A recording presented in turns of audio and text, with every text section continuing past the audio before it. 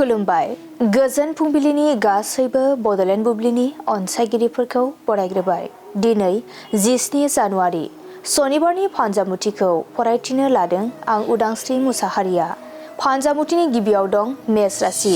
गोसो गैयाब्लाबो बिबान लाना हाबा मावनो गोनां जानो हागौ, ओरैनो थानो सम मोननाय नङा। बृष राशि। गिदिर जाब्रबथायजों मोगा मोगि जानांनो हागौ, गोसोआव गिखांनाय सोमजिगोन। मिथुन राशि। सोरजोंबा जानाय दावराव दावसिया जोबस्रांगोन, गोरोबलायनानै थानो हागोन। कर्कट राशि। गावनि नाजाथाबनायनि मोजां फिथाइखौ मोनफुंनो हागोन, खुसिनि सान जागोन। सिंह राशि। हरखाब गोसोआव गिखांनाय सोमजिनो हागौ, जेरावखि थाया सान्थि मोननाय नङा। कन्या राशि। लामा हान्थियोब्ला खैफोदाव गोग्लैनो हागौ, सांग्रां जानांगोन। तुला राशि। गोसोनि हास्थायनायखौ मोनफुंनो हागोन, गोसोआव रंजाखांनाय फैगोन। वृश्चिक राशि। नखरनि मुवा बेसाद खहा जानो हागौ, गोसोखौ जोबोरैनो दुखु मोनगोन। धनु राशि। बेफार फालांगि खालामनायाव मुलाम्फा जागोन, धोन आरजिना लानो हागोन। मकर राशि। नोंथांनि मावनो लानाय खामानिया गोग्लैसोना थानो हागौ, बायदि जेंना जेंसि सोमजिगोन। कुम्भ राशि। सोरनिबा अनसायनाय मोननो हागौ, गुबुननि मददजों गोजौ फारसे दावगालांनो हागोन। मीन राशि। रांखावरि आरजिनो खाबु मोननो हागौ, मोजां सान जागोन। दिनै सानसेनि राशि फरायथिनायाबो एसेनोसै। आसा खालामो नोंथांनि दिनैनि साना मोजाङै मोजां थांगोन, बेखौ बड'लेण्ड बुब्लि नखरनिफ्राय मिजिंथिबाय।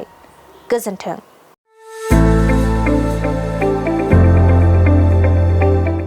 गोजोनथाव खौरां। क'क्राझार सहरनि साखाथियाव थानाय तितागुरि मानास पाब्लिक स्कुला लानानै फैदों गोजोनथाव खौरां।